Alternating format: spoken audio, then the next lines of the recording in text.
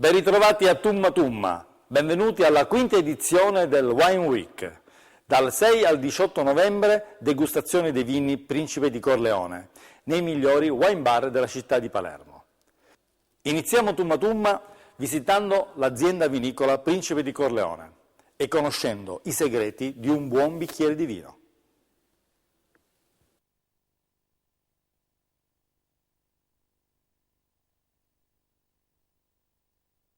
Il vino ha sempre accompagnato la storia dell'uomo. Il termine vino prende origine dalla parola sanscrita vena, che significa amare.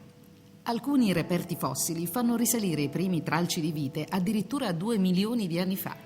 Studi recenti tendono ad associare i primi degustatori già al Neolitico. Ovviamente non c'erano le conoscenze attuali in materia. Come tutte le scoperte eccezionali, dal fuoco al vetro, anche per il vino si parla di una pura casualità.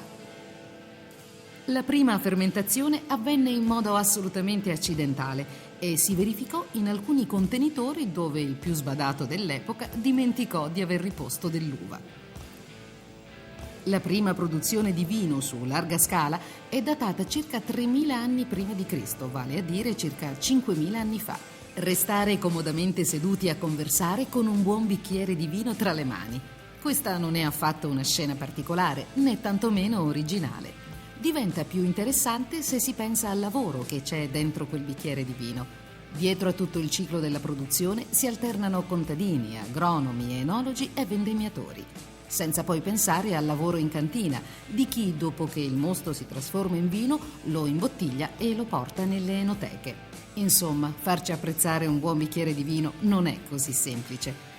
E forse è proprio per questo che ci sono vini più buoni e altri meno. Più il lavoro che c'è alle spalle di un buon bicchiere di vino è fatto bene, e più buono sarà il vino stesso.